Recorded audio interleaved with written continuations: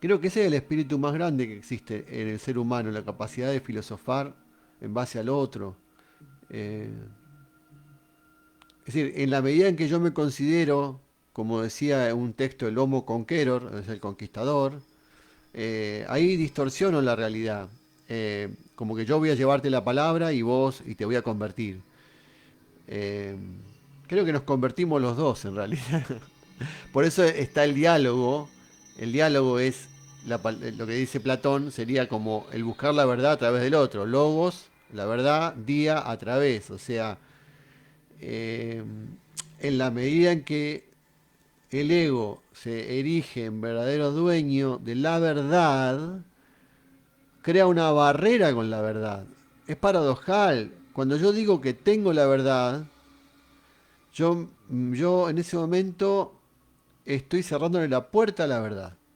Es la primera manera de cerrar la puerta a la verdad. Es similar a cuando digo, yo quiero unirme a Dios, pero quiero unirme desde la soberbia, desde la creencia de que soy un ser elegido, un ser superior.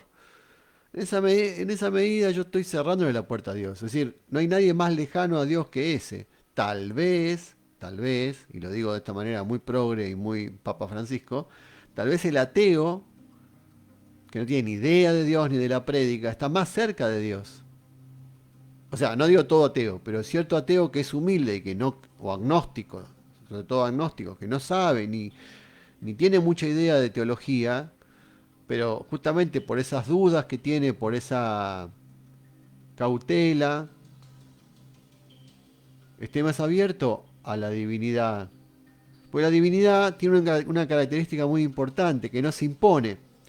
Fíjense que hay un libro escrito, no me acuerdo del autor ahora, pero lo pueden buscar en internet, que se llama El silencio de Dios. Tal vez es del escritor este tan famoso católico que se llama Rafael Gambra. Seguro que lo conocen, los que conocen literatura católica. Rafael Gambra escribió El silencio de Dios. Ustedes se dan cuenta que si hay alguien silencioso es Dios. Porque no es como los medios de comunicación, ni como los escritores, ni como los artistas, ni como los políticos, ni como nadie. O sea, no está todo el tiempo hablando. Es una cosa que habla cada 2000 años, cada tanto, aparece a través de una revelación o algo así, como pasó con Moisés, cuando habló con las tablas de la ley, o cuando habló o a través de Jesús, pero no es que está todo el tiempo predicando e imponiendo cosas. Hace sugerencias, sugerencias que a veces duran miles de años. Y esas sugerencias son como semillas que deja ahí como para que maduren.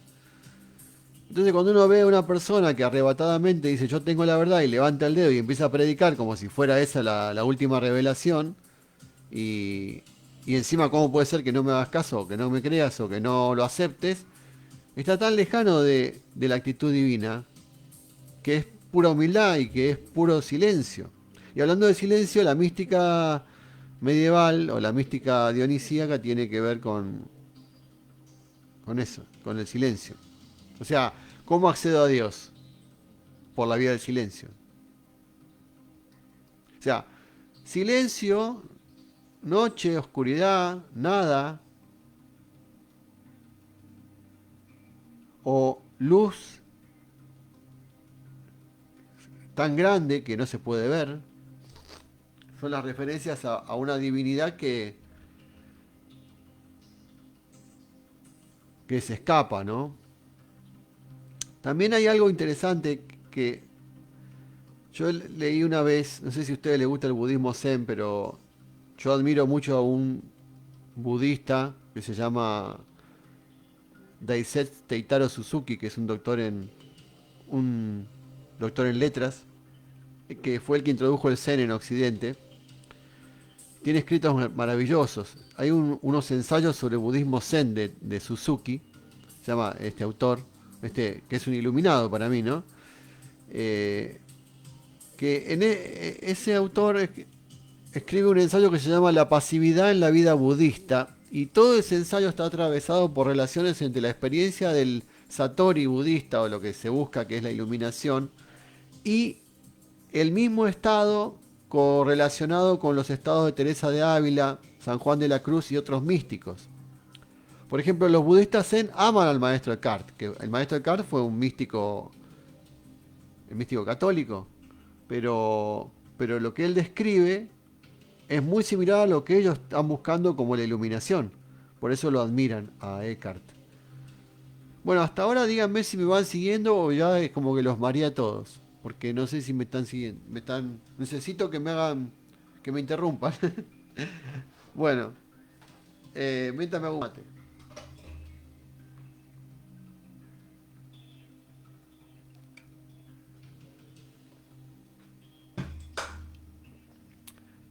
Coméntenme que yo les respondo, ¿eh? Es que hice una pequeña introducción como para que vean el contexto de cuál es mi interés en esta mística negativa, apofática. Apofática quiere decir apo es negación. Hola, bienvenido Luis. Vos probablemente estés en Buenos Aires, porque de todos los que voy presentando son de Miami, de Mendoza, de Ecuador. Hay de todos lados acá, gente. Dale, Luis, estoy hablando sobre el Zen, sobre la mística, sobre Dionisio, sobre Oriente y Occidente, sobre el neoplatonismo. Bueno, dije mil millones de cosas. No sé. Y estoy esperando que me hagan una pregunta y si no, vamos a meternos a leer un poquito la teología mística de Dionisio. Este, que bueno, es una teología negativa, ¿no?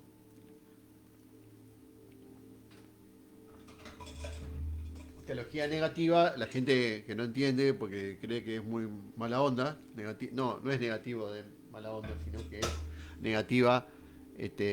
Matías, un abrazo, bienvenido de San Juan. Oh, una provincia con mucha personalidad, ¿eh? Como Mendoza también, porque tiene ahí todo el historial, tipos como Sarmiento han salido de ahí. Yo he conocido sanjuaninos, sí, sí. Manuelito Zurillo desde el Gran Puerto Rico. Vamos, ahí estamos muchos, ¿eh? Qué bien. Bueno, bueno, Manuel, ustedes comenten. Yo me tomo un mate y voy y sigo hablando sobre esto. Miren, les cuento cómo es esta cuestión.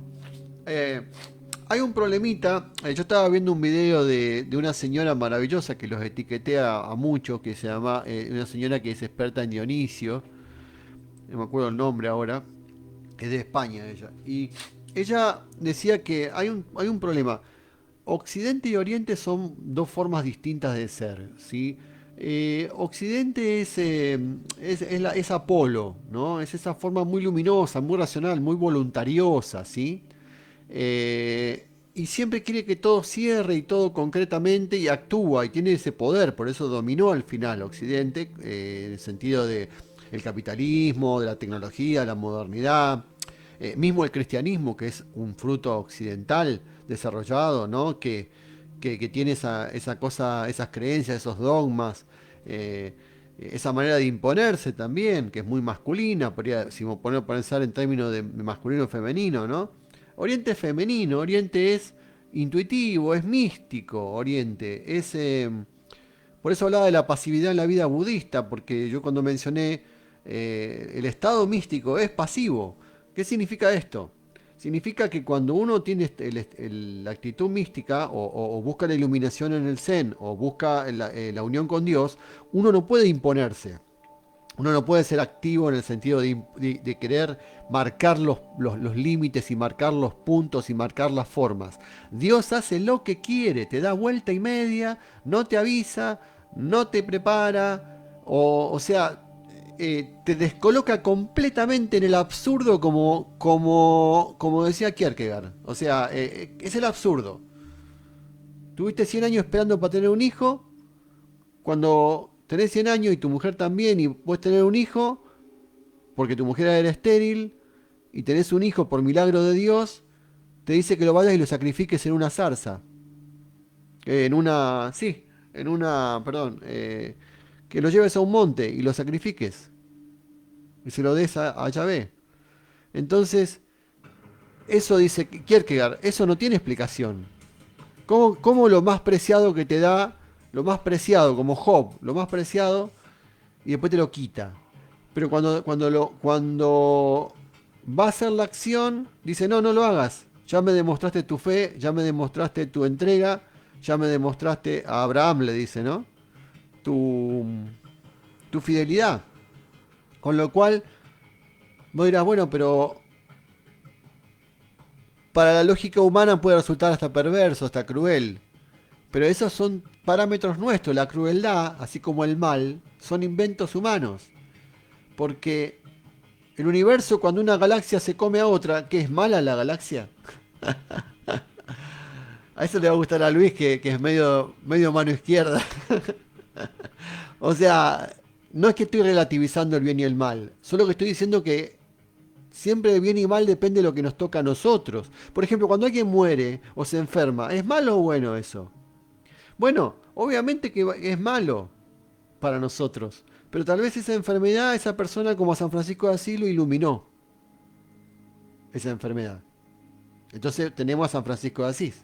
O sea que mejor que se enfermó, ¿no? Y la muerte, que para los espiritualistas no existe como tal, eh, tiene su razón de ser. Imagínense que no muriéramos. Sería terrible. Extender una situación de vida interminable, que está a veces mal encaminada. La muerte es como un reciclado, como un reseteo, para poder, bueno, para los que creen en la reencarnación, volver a empezar, y para los que piensan en la otra vida, decir, bueno, ahora voy a definir qué voy a hacer, si me quedo si en el purgatorio, en el cielo, donde sea que vaya, ¿no? Acá me dice Luis, quería comentarte que hace poco compré las estrategias del Satán de Mario Sabán. Ah, Mario Sabán es un experto en Kabbalah, mucha capacidad tiene para transmitir ese hombre la Kabbalah. Y es muy interesante la definición por oposición que hace a través. Bueno, si me hablas de la Cábala, voy a traer, estoy leyendo ahora la doctrina secreta de Blavatsky, que relaciona la Cábala con el hinduismo. Puedo traerle si quiere ese texto que está buenísimo. Toda la obra de Blavatsky es una correlación entre la Cábala y el hinduismo y la Vedanta, ¿no? Por supuesto todas las religiones. Es muy bueno. Dice, según Palmer Hall, dice Luis, el demonio es Dios profanado. No es que esté de acuerdo, pero es un buen enfoque. Sí. Un mismo objeto puede ser una herramienta para construir, un arma para destruir, depende de cómo se use. Sí, siempre sin caer en el relativismo. Yo siempre fui muy enemigo del relativismo. ¿Por qué? Porque es una delgada. Mire, la sabiduría es muy difícil. Hay mucha gente que es erudita, pero muy poca gente inteligente. Podemos leer muchos libros, pero si no tenemos la inteligencia, y eso lo da, pienso yo, la propia evolución, para poder discernir usando el viveka, o sea, la cualidad superior de la inteligencia. Porque una cosa es repetir palabras dichas por otros, otra cosa es entender el intus legere, leer dentro, que es la inteligencia, ¿no? Intelecto es leer adentro de las cosas. No, hay mucha gente que se queda con lo que está afuera. Eso lo decía Jesús, ¿no? Decía, ustedes ven la letra muerta. ¿Entendés?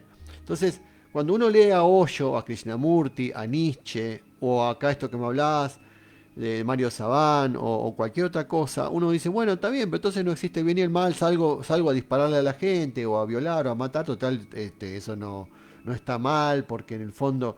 Bueno, y ahí entras en las herejías. Por ejemplo, en el siglo XIII, o XIV más bien, hubo una herejía que se llamaba la secta del libre espíritu. Dentro de esa secta había en el sur de Holanda, Holanda, en el sur de Alemania, en varios países estaba, había como en la zona del Rin, del río Rin estaba, había unos llamados vegardos y beguinas, se llamaban, ¿no? Y el maestro Eckhart fue mandado por la iglesia para poder encaminarlos a ellos. Después terminaron condenando al mismo Eckhart, ¿no? La intolerancia y la estupidez, porque a veces justamente esa forma fanática no deja ver, no deja entender. Eh, la secta del libre espíritu, que se derivó de estos vegardos y beguinas, que vivían cerca de los monasterios y que eran como, uno podría pensar que eran una especie de hippies, ¿no? Algo así. Que llegaban al punto de decir que si ellos hacían, viste como los cátaros que había en su momento, bueno, ellos decían que hacían una determinada ceremonia, que esa ceremonia ya los unía a Dios y por lo tanto ya eran santos y todo lo que hicieran estaba bueno, se purificaba, no importara qué. Y ahí empezaron a hacer atrocidades, como, no sé si decir cosas sexuales, pero también incluso asesinatos. O sea, se reportaron crímenes, porque habían entrado en una especie de éxtasis, de idea de que ya estaban más allá del bien y del mal, ¿no? Que esa herejía apareció más de una vez, y creo que también apareció en Oriente. Es una confusión que se da.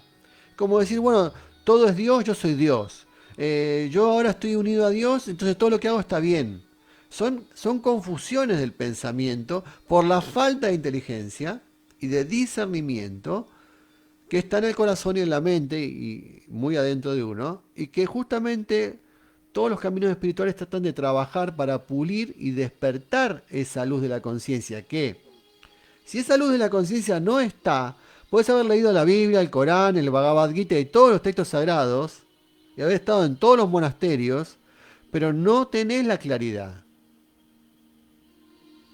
porque la claridad es una cualidad interior que no tiene contenido, no pasa por palabras.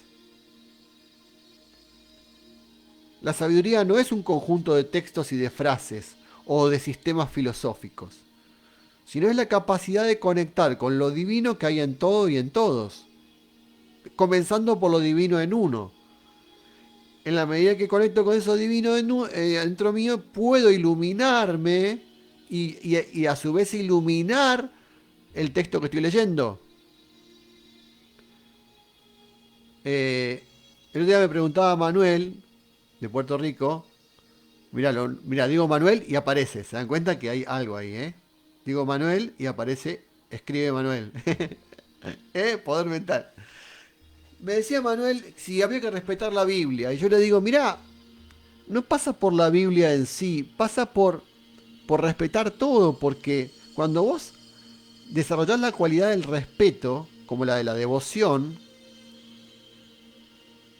eh, está bien, está bien, Manuel. Una vez desarrollado esa cualidad del respeto y la devoción, yo te diría que, siendo un poco zen y exagerado, mirando una piedra, contemplando una piedra con ojos adecuados, contemplando, como diría Anthony de Melo, el canto de un pájaro, yo tengo la iluminación.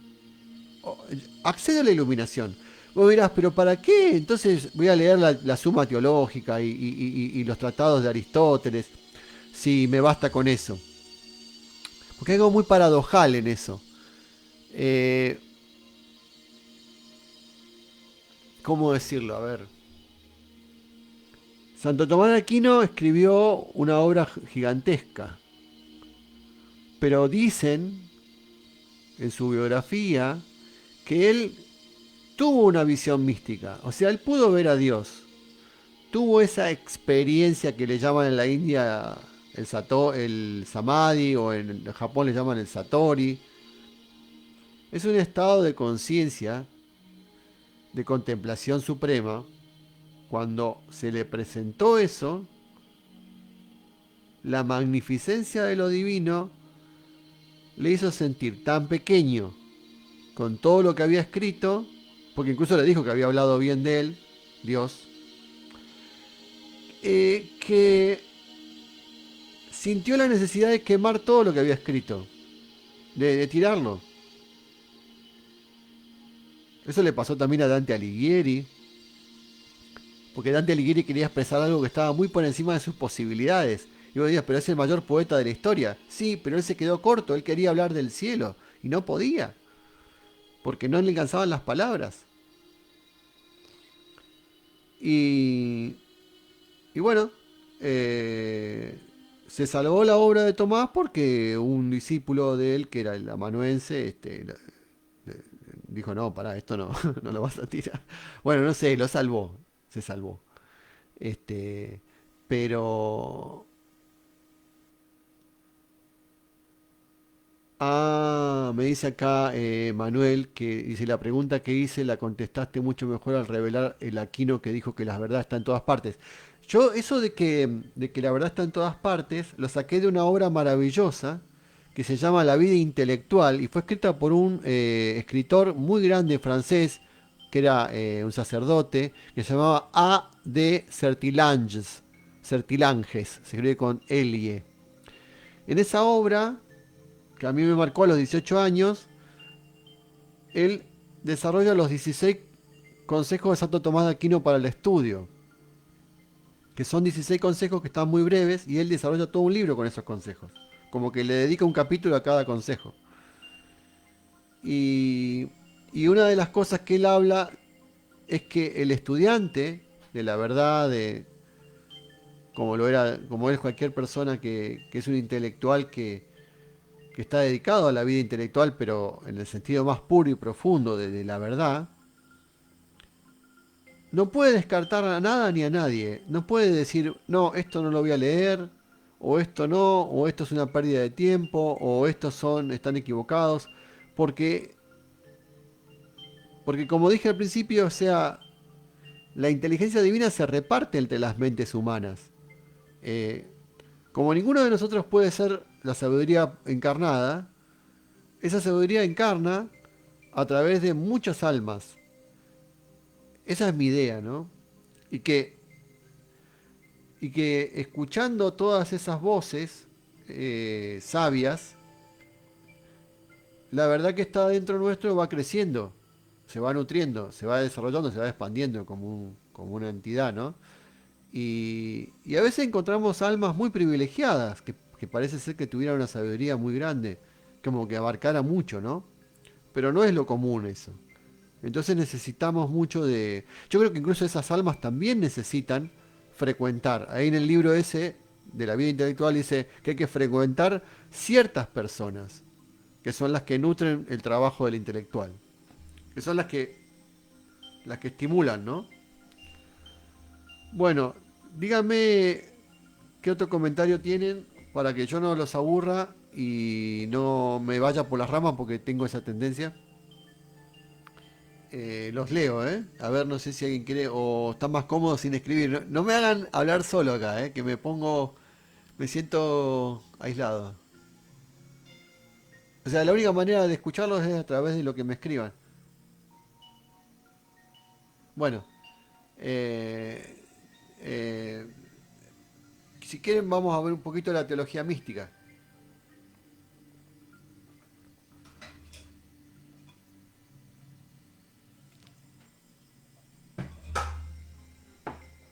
Bien, estoy abierto a las preguntas y los comentarios y todo, ¿eh? Bueno, el tema de la teología mística. A ver, ¿dónde está esto? Es una obra de Dionisio Areopagita. Dice así, voy a parar un poco la música. Dice, y después pongo de nuevo. Dice, esta es una obra breve que si quieren me la piden, se las mando por privado, se las mando en PDF, me la piden después, mándenme un mensaje y se las mando en Facebook, ¿sí?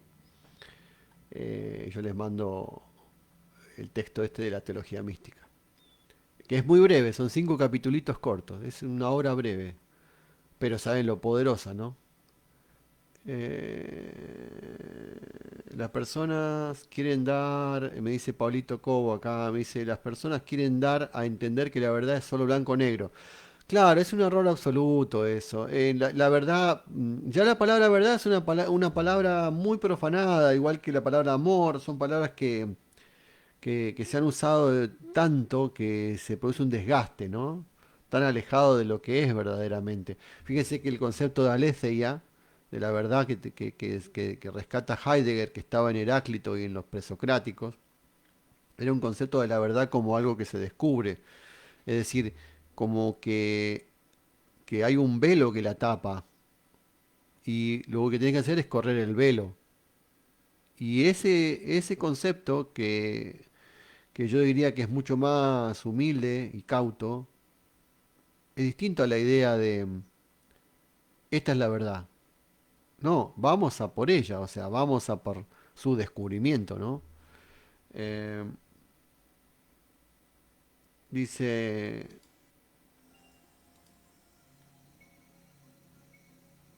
dice Luis, similitudes entre Tiferet y Anahata. En Kabbalah el camino directo a Keter es desde el pilar del medio y de Tiferet salta a Keter. En yoga es algo similar. Bueno, Aristóteles decía que la vía correcta de la ética era la vía media o el justo medio entre los extremos en virtud. O sea, él decía, ¿qué es la virtud? Es no ni un exceso ni un defecto. Esa es la virtud de Aristóteles. Todo exceso, que eso lo determina el ser humano con su inteligencia. No es que existe un catecismo. Cada uno tiene que saber qué es un exceso, por ejemplo. Exceso en tomar, exceso en hablar, exceso en amar, exceso en trabajar, exceso en vivir de una determinada manera. Y cuando estoy yendo a menos, cuando me estoy quedando, digamos, eso es un defecto. Y Buda tiene la doctrina del medio, su, su óctuple noble sendero y su camino enseñado es la vía media. Estamos hablando de dos figuras fundamentales, ¿no? Una en la cultura occidental, como la base de la cultura occidental, que es Aristóteles, y en la cultura oriental es Buda. O sea, y los dos hablan del medio. Pero el medio no tiene que ser interpretado como tibieza.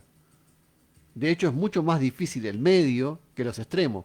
La natural inclinación, diría Kant, la inclinación, la pasión, dirían los estoicos, lo propio al animal que tiene el ser humano, es ir a los extremos. Porque hay una facilidad en la inercia del extremo. Cuando uno se tira al extremo, se deja llevar. No tiene que luchar, no tiene que trabajar, no tiene que discernir, no tiene que elegir, no tiene que desarrollar una capacidad de equilibrio, que es lo más difícil del mundo. Si no, pregúntenle a un surfer, a un tipo que va a subirse a las olas de un mar embravecido con la tabla de surf. Cualquier persona que vive en el mar sabe eso. O sea que estos chicos están horas y horas subidos a una tabla y los primeros tiempos se golpean todo el tiempo, se caen. Porque ¿cómo logras el equilibrio arriba de una ola que se está moviendo? Y eso, de alguna manera, es la sabiduría y la vida. Y eso es el medio, eso es estar en el equilibrio. Lo cual requiere una enorme destreza.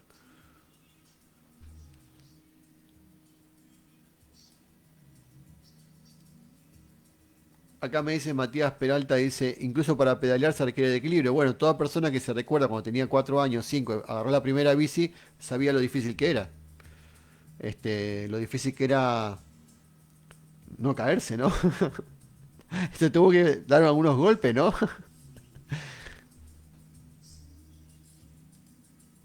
Bueno, vamos a un poquito a la... Ustedes síganme hablando que yo tomo lo que me dicen, pero quiero ver un poquito qué es este concepto de la teología mística, que es, a uno le puede parecer muy elevado, pero bueno, vamos a tratar de acercarlo, que es lo que he hecho siempre en los videos yo, tratar de acercarle a la gente la filosofía y estas cosas, ¿no? Porque la gente en su vida cotidiana no está cerca de estas ideas. Como uno tuvo la formación y el estudio, le resulta más familiar. Bueno, acá dice, eh, capítulo 1 de la teología mística, que es esta obra breve que les digo que es fundamental en toda la historia de la mística, de la teología y de todo, ¿no? También ha influenciado en los judíos, en los musulmanes, no solo ha quedado esto dentro del ámbito cristiano o griego o romano, digamos. Dice así Dionisio escribe, ¿no? Les voy a leer. Si está saturando el micrófono, me digan bien, porque a veces hablo muy cerca del micrófono y satura.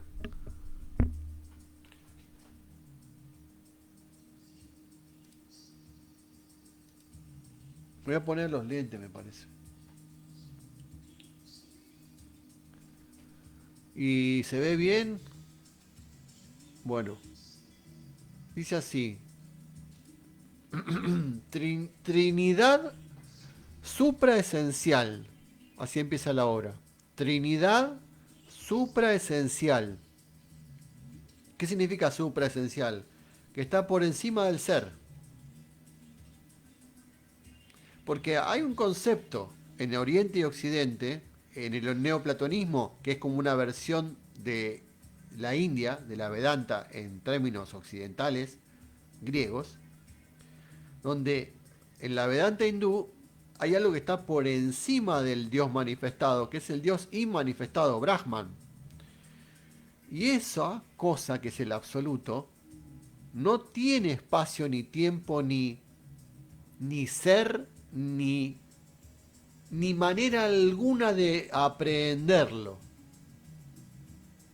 Solo accede ahí una persona en el nirvana o casi en la extinción del ego, ¿no? Porque no tiene dualidad. Ese es el uno, o el uno bien, o el uno todo de Plotino y más allá, para los que saben de neoplatonismo, ¿no? Pablo, ¿se escuchaba mejor antes? ¿Puede ser algún problema de conexión? Acá me dice que en Matías que se escucha bien. Bueno, entonces, dígame si se escucha mal, Pablo, porque yo no toqué nada, pero pongo música a veces un poquito. Ah, ¿el micrófono está bien? Sí, creo que sí. Bueno, entonces vamos con esto de la Trinidad supraesencial, dice Dionisio. Trinidad supraesencial y más que divina, dice. Dice más que divina, porque él no sabe cómo hablar de esto. Está hablando de algo que está más allá del concepto de Dios que tenemos los seres humanos. Porque eso, el Deus asconditus, el Dios desconocido. Por eso que Nicolás de Cusa, que es un neoplatonista, él habla de la docta ignorantia. La docta ignorantia. Es decir, cuanto más sabes de esto, más ignorás. Y te das cuenta de que no sabes, ¿no? Como decía Sócrates. Entonces, dice Dionisio, le voy a leer un párrafo y después lo explicamos. Dice, Trinidad supraesencial y más que divina y más que buena, maestra de la divina sabiduría cristiana. Hay una invocación, ¿no? Guíanos más allá del no saber y de la luz. ¿Por qué empieza con una invocación? Ah, ¿se escucha bien? ¿Por qué empieza con una invocación? Miren, en mi experiencia yo le voy a decir algo. Cuando tengan que leer la Biblia o un texto sagrado, es muy importante invocar u orar y pedir, porque dice Jesús, pedir y se os dará, ¿no? Y pedir la gracia, que es algo que yo siempre creo mucho en eso. Porque el hombre desde la inteligencia de su cerebro pequeño y material, y desde la naturaleza caída por el pecado, que es la separación de Dios, que tiene mucho tiempo en la tierra eso, nosotros estamos desconectados de la verdad y de lo divino, por lo cual cuando queremos acceder a esa verdad, como diría, bueno, San Agustín, la doctrina de la iluminación, estamos como en tinieblas.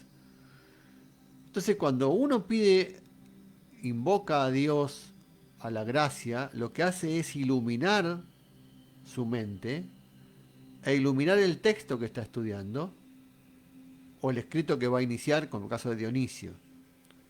O sea, él invoca y a su vez el que está leyendo también está recibiendo esa luz. ¿Se entiende? Entonces empieza con ese llamado, con esa invocación.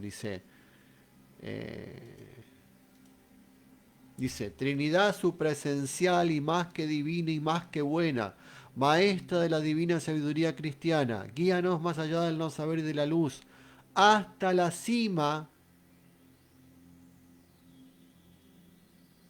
más allá de la luz, dice, ¿eh? hasta la cima más alta de las escrituras místicas. Allí donde los misterios simples, absolutos e inmutables de la teología se revelan en las tinieblas más que luminosas del silencio. Allí donde los misterios simples, absolutos e inmutables de la teología se revelan en las tinieblas más que luminosas del silencio. Ya entra la tiniebla y el silencio. ¿Por qué? Porque eso es tiniebla para los ojos humanos. Porque hay oscuridad, no hay posibilidad de ver, no se puede ver ahí. El ojo no puede ver, la mente no puede ver. Por eso es tiniebla. O sea, Dios ahí es tiniebla. Por eso se habla de la noche oscura del alma también, ¿no? Entre los místicos. Dice, más que luminosas, y fíjate que hay poesía, ¿no? Tinieblas más que luminosas del silencio. Iba a decir algo y me olvidé. Bueno, pero me quedo absorto con esto. Eh,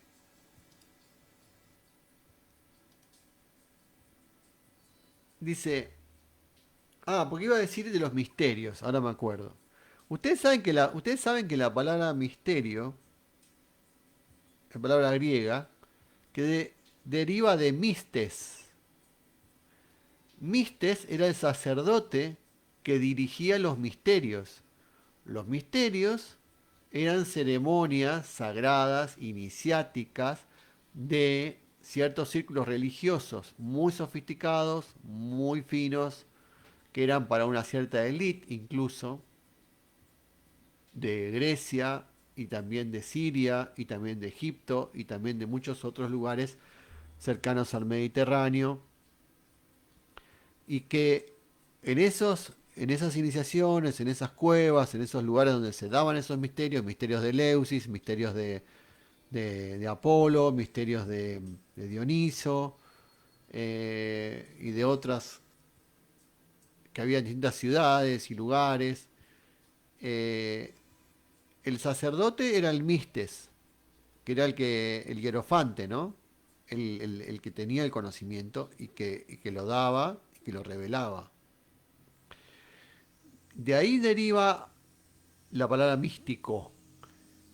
Y esos misterios que se habla, en la iglesia siempre se habla de los misterios, ¿no? Los misterios de fe, los misterios que aparecen en el rosario. Bueno, ese es el origen de los misterios. O sea, que sería un origen pagano, ¿no? Pero son ciertas verdades inaccesibles, que son para unos pocos, ¿no? Por eso que eso tiene relación con el esoterismo. El esoterismo quiere decir eso, quiere decir aquello a lo cual pueden acceder pocos y que es difícil, de difícil acceso, eso quiere decir esotérico, de difícil acceso. No sé si me siguen o se están aburriendo mucho.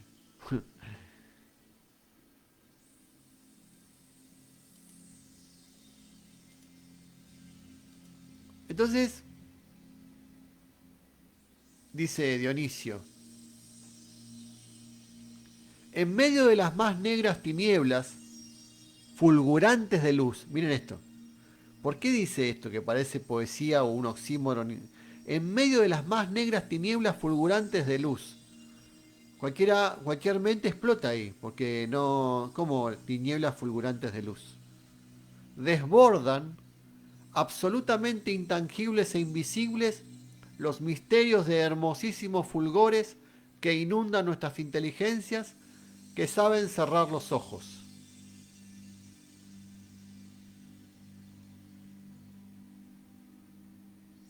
Dice que saben cerrar los ojos. Lo mismo que enseñan en la India cuando hablan en las prácticas del yoga, que es lo de la concentración y demás, pero siempre incitan a cerrar los ojos. ¿Por qué en la meditación? Porque al cerrar los ojos vos le estás quitando a Maya, que es la ilusión de la materia, el poder de dispersarte en la oscuridad mal entendida, que es la oscuridad del mundo, o sea, con sus confusiones de los sentidos. Porque lo que hace es apegarte y aferrarte a una gran mentira.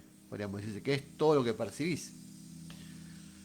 Y para poder conectarte con lo divino que está detrás de todo ello y que es uno y que es absolutamente simple, no te sirven los ojos. Tampoco te sirven los sentidos. Por eso que dice que saben cerrar los ojos. ¿Se entiende? Claro que es poético, por eso es lindo.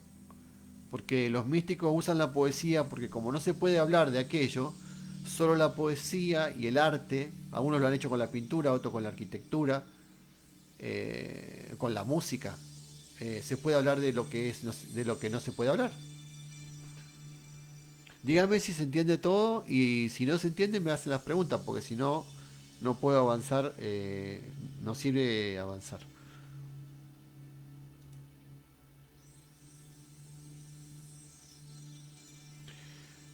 Dice Dionisio entonces, esta es mi oración.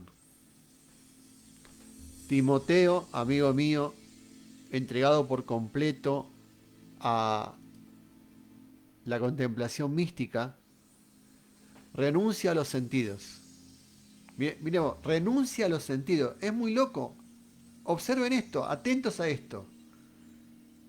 Si ustedes saben algo de hinduismo, y yo estudié un poco, y leen la obra más importante que tiene 3000 años antes de Cristo escrita, o no, tiene miles de años, pero que fue llevada al escrito quizás unos 2000 años antes de Cristo, 1500, 3000. No sé exactamente en qué momento se volcó por escrito, y se llama Bhagavad Gita, el canto del Señor, que es la obra fundamental del hinduismo. Léanlo por favor, porque van a ver toda esta mística presente allí muchos siglos antes, muchos milenios antes, porque la verdad es siempre la misma. Y lo que dice es, cierren los ojos a los sentidos o cierren la puerta a los sentidos. Los sentidos son fruto de confusión, de error. Y eso decía Platón. Platón decía, mediante los sentidos, lo que hacemos es dispersarnos en una especie de gran mentira, que es como una película que vemos, que nos la creemos que es verdadera, como sombras. Entonces, fíjense que es la orientación materialista, que es la moderna, dice no, dale todo el crédito a los sentidos y no te guíes por la fe ni la intuición, ni todo eso es una fantasmagoría. Lo verdadero es lo que ves. Bueno, esto es todo lo contrario, todo lo contrario. Por eso es una tiniebla.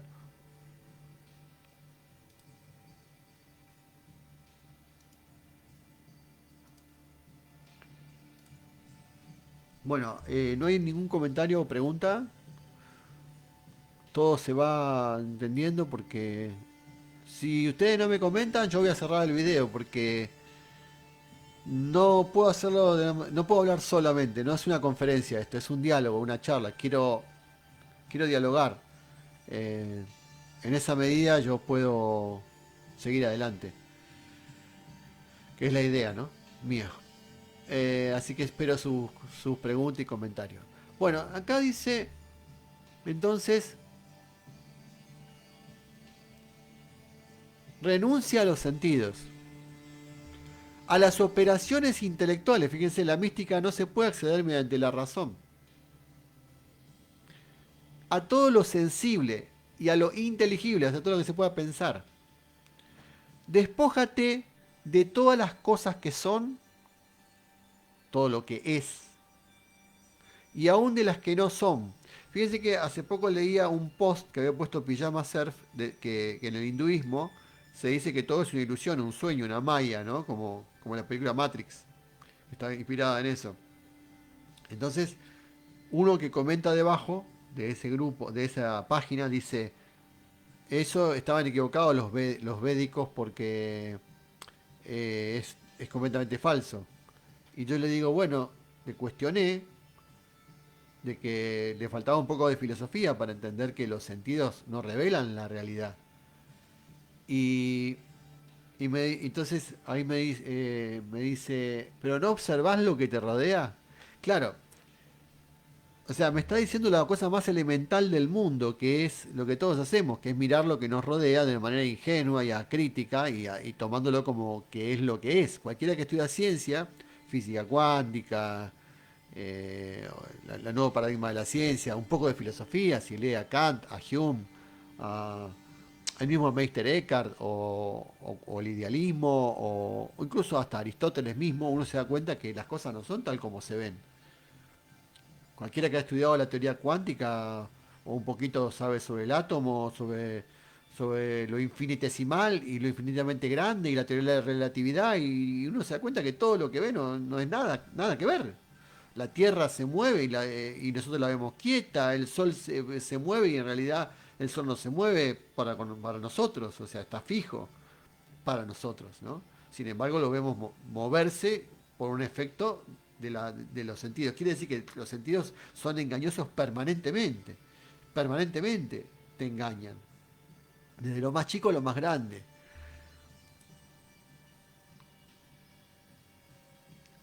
Ah, mira quién llegó, Esteban. Te parece toda la introducción. ¿Y ahora qué vas a hacer? Estoy hace una hora hablando de Dionisio y bueno, estaba medio por irme porque como nadie me habla y no me gusta hablar solo, pero bueno, estoy esperando un comentario porque si no, ¿saben qué? Es medio tarde, me voy a dormir, ¿eh? Bueno, sigo con lo que estaba viendo, estamos con la teología mística. Entonces dice así, dice, despójate de todas las cosas que son y de las que no son, y elévate así cuanto puedas hasta unirte en el no saber. Miremos la docta ignorantia de Cusa, ¿no? Que viene siglos después, 1000 años después, a hablar de esto. Dice, el no saber, unirte en el no saber con aquel que está más allá de todo ser. Fíjense que hay un libro escrito por, no sé si era John Caputo, que se llama Dios sin ser. Esto está más allá del ser, porque el ser es. El ser es algo tangible, es algo observable, es algo medible, es algo pensable. Y Dios no es tangible, no es pensable, no es medible, no es. Dios no es. Por eso Eckhart decía, Dios líbrame de Dios. Ese es el Dios supremo, desconocido, absoluto, esa divinidad de tiniebla que la mística intenta alcanzar. Por supuesto, no con la razón. Que es el único Dios más coherente, porque el otro es el Dios manifestado, que sería como más cercano a nosotros, ¿no? Un poco imagen nuestra también, más cercano a lo que nosotros podemos captar. Eh, de alguna manera, Dios para nosotros es una construcción que hacemos, porque el verdadero Dios no entra en ninguno de los parámetros, nunca va a poder ser verbalizado. Dice, porque por el libre, absoluto y puro apartamiento de ti mismo, como hablábamos el otro día con Esteban de la muerte, hay que morir a sí mismo, por el libre, absoluto, libre dice, ¿eh? Libre albedrío, absoluto y puro apartamiento de ti mismo y de todas las cosas, arrojándolo todo y del todo, serás elevado en puro éxtasis hasta el rayo, él habla de rayo, de tinieblas de la divina su presencia. Bueno, hasta ahí el primer punto del capítulo 1. Pero ten cuidado de que nada de esto llegue a oídos de los no iniciados, dice, mirá vos. Aquellos que se apegan a los seres, que se imaginan que no hay nada más allá de lo que existe en la naturaleza física individual. Piensan además que con su mística razón pueden conocer a aquel que puso su tienda en las tinieblas, entre comillas, y si esos no alcanzan a comprender la iniciación a los divinos misterios, ¿qué decir de quienes son verdaderos profanos? De aquellos que describen la causa suprema de todas las cosas por medio de los seres más bajos de la naturaleza y proclaman que nada es superior a los múltiples ídolos impíos que ellos mismos se fabrican. Ídolos, porque son ídolos construidos delante de ese Dios sin nombre, del Dios desconocido. Son ídolos de barro, con los cuales creemos que eso es. Y adoramos a eso. ¿Ok?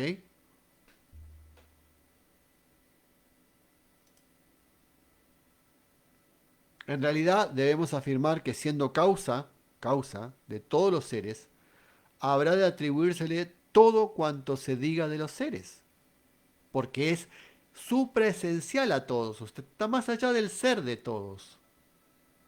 Esto no quiere decir que la negación contradiga las afirmaciones, sino que por sí misma aquella causa trasciende y es supraesencial a todas las cosas, anterior y superior a las privaciones, pues está más allá de cualquier afirmación o negación. Bueno, hasta ahí va Dioniso. A ver qué dice acá Matías Peralta, mi amigo. Dice, Einstein creo que dijo que de lo único que se tenía certeza era de que todos éramos eh, de lo único que se tenía certeza era de que todos éramos figuras circulares en movimiento. Sí, yo pienso que somos vórtices energéticos en una especie de vibración constante. Eso dice la física cuántica y también lo dicen de alguna manera las nuevas corrientes de pensamiento, que en ese constante fluir y vibrar hay conciencia en desarrollo y manifestación. Esa conciencia, desde la planta hasta el animal, al humano, al Dios, son todos grados de percepción mayores. ¿Qué hace el místico? De pronto salta a un nivel del videojuego que se saltea un montón de pasos y como que llega casi al final del videojuego y ve como sería todo mucho más avanzado, ¿no? Con gráficos mejores y todo así. Y de pronto tiene que volver a la caverna. Y cuando vuelve a la caverna escribe un poema o escribe la teología mística de Dioniso. Que nunca va a ser la experiencia, pero que señala con el dedo. Y ese señalamiento, hay gente que se queda mirando el dedo y otros ven la luna. Entonces nunca hay que mirar el dedo. No hay que mirar la forma externa del que habla. No hay que mirar el texto de lo que dice. Sino hay que ver, se tiene que producir un chispazo químico donde el cerebro explota literalmente. Lo que yo me pasó a mí, me pasó a los 21 años, fue que metí dinamita en el cerebro. Yo sentí que mi cerebro estaba dinamitado, digamos.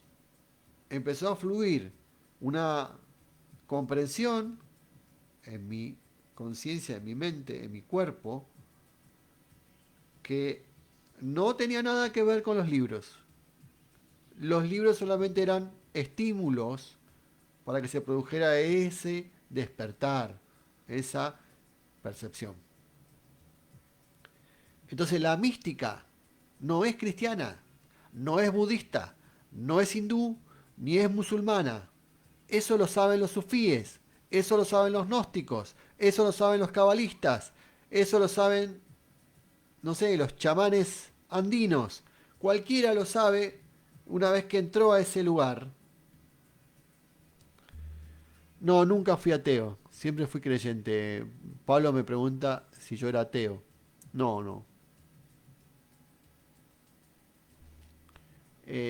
Acá dice Matías Peralta, Einstein creo que dijo que de lo único que se tenía certeza era de que todos éramos figuras circulares en movimiento. Me encanta la física. La física es lo más grande que hay. La física va más allá de todas las ciencias. Es la más cercana a la filosofía. Es la más cercana a la verdad. Es la madre de las ciencias modernas. Y es la que les va a marcar el rumbo a todas. Por eso que ahora están las computadoras cuánticas. Porque la física es la que trata de desentrañar la mente divina en cuanto al desarrollo de su manifestación. Por eso está con la materia oscura, por eso está con la energía oscura. Yo hice un video de Plotino y al final del video de Plotino me pongo a hablar de física cuántica, porque en el fondo la física está descubriendo la naturaleza de la realidad, que es mística. Por eso los filósofos, los físicos cuánticos estudian mística o leen mística. Tengo un libro que se llama El Tao de la física. ¿Cómo puede ser que este físico se puso a hablar del Tao y de la mística cristiana y de la mística hindú? ¿Qué tiene que ver eso con la física? Porque los físicos intuyen en su gran grado de abstracción mental, en su alta conciencia del diseño de la realidad divina, ellos intuyen que hay una verdad que está moviendo toda la vida y que esa verdad no puede ser captada con la lógica, porque de hecho el comportamiento de las micropartículas no sigue la lógica, no sigue la física newtoniana, digamos. Es un comportamiento aleatorio, donde el rol fundamental está en el nous, en la inteligencia, o sea, en la conciencia, o sea, en el que percibe. Por lo tanto, se entiende que no solo percibimos la realidad, sino que la creamos, pero también existe un perceptor supremo o una conciencia suprema que mantiene las cosas en su lugar. Por lo cual, el poder que tiene el humano es muy grande, porque es capaz de construir realidad. Y eso lo saben los sociólogos, los psicólogos, lo saben todos los que estudian la cultura. Por eso ahora está la posmodernidad que dice que todo es construido, pero no es que sea todo construido, es que la mente humana es un sujeto activo, no es alguien pasivo que recibe, sino que crea significados, crea cosas, crea miradas y ve cosas y deja de ver cosas según su selección. Porque hay muchas cosas que no vemos, como los fantasmas, como los duendes, como los ángeles, que cuando somos niños lo vemos, o cuando un perro lo ve, o cuando una persona no tiene condicionamiento lo puede ver. Y la cultura materialista occidental lo anula, dice que no existe. ¿Por qué? Porque trabaja en pos de eso. Y anula la percepción, anula la sensibilidad, te vuelve tosco. ¿Saben por qué tengo ganas de dar esta charla o este video? Porque hace tiempo que no estoy dando clases por algunas situaciones particulares de mi vida que no vienen al caso, pero no estoy dando clases. Yo estas cosas las hablo con mis alumnos. Y como no puedo hablarlas, ahora decidí salir en vivo porque realmente no puedo quedarme con todas estas cosas. Imagínense una persona piensa todo esto y no lo puede compartir. Es algo que no se puede. Uno tiene que decirlo, ¿no? Bueno, a ver qué me puso Matías. Creo que era algo así la frase. Después, Brian, no sé si estás ahí. ¿De dónde sos, Brian? Puede ser de Perú, ¿verdad? Me puso un ojo. Está mirando. Está poniendo el ojo. Escribime algo, Walter Brian Almides. Acá me escribe Esteban. Pablo me pone, eras ateo. Ah, no. Perdón, me dice Esteban, ¿qué libro estás leyendo para acompañarte la lectura? Estoy leyendo la teología mística, Esteban, de Dionisio. Me pone Pablo, perdón. Y me pone, porque yo le dije, él creyó que yo era ateo, pero yo nunca fui ateo. Mire, yo siempre creí, y a algunos les va a chocar lo que voy a decir, ¿no? Pero de toda mi vida yo creo en los extraterrestres y en los ovnis. No me expliquen, no me digan por qué, pero desde chiquito quizá influencia de mi papá, pero yo también leía muchos libros y revistas y hasta el día de hoy sigo escuchando testimonios de gente que son millones en el mundo que tienen experiencias con esos encuentros, que no se sabe lo que son porque es un caos total, no existe un formato, son todos distintos los casos y siempre creo en eso, yo creo que existen y que están, ¿no? Eh, Hola Mauricio, bienvenido. No, nunca es tarde, amigo. Eh, También creo en la reencarnación, que los cristianos no creen y los católicos no creen en eso, aunque creían al principio, estaba presente en algunos padres de la iglesia, algunos cristianos primitivos, sí estaba presente la reencarnación. Yo creo que eso es lo que me explica muchas cosas a mí, igual que el karma, ¿no? Otro elemento que creo y que me explica todo a mí, me explica por qué vivimos como vivimos, por qué pasa lo que pasa, por qué Dios es justo, por qué todo es perfecto, ¿no? Eso me explicó a mí, por eso yo siempre estudié mucho esoterismo, hinduismo y esas cosas. Obviamente que el catolicismo y el cristianismo tienen muchas verdades, y también lo he estudiado y hice muchos videos y mucho escrito sobre eso. Pero creo que no alcanza con una religión, es como que hay que tomar de muchos lugares para poder crearse como una especie de idea pequeñita, parcial de cómo es la verdad, ¿no? Acá me dice Matías dónde enseño. Bueno, te cuento, Matías. ¿Ves? Me gusta más cuando me hacen preguntas porque me siento más cálido, ¿no? No tan frío esto, porque estoy extrañando mucho a mis alumnos.